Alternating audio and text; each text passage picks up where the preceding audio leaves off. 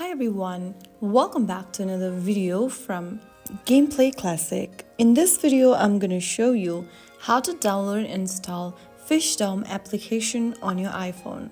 To download Fishdom app on your iPhone, first of all, open up your App Store. Go to the search icon at the bottom right, and in the search box type in Fishdom. Look for this Fishdom application from Playrix and tap on the download button to start downloading the app on your device. You might be prompted to enter your Apple ID password or use Face ID or Touch ID to confirm the download. And once the download is completed, tap on Open in order to start playing.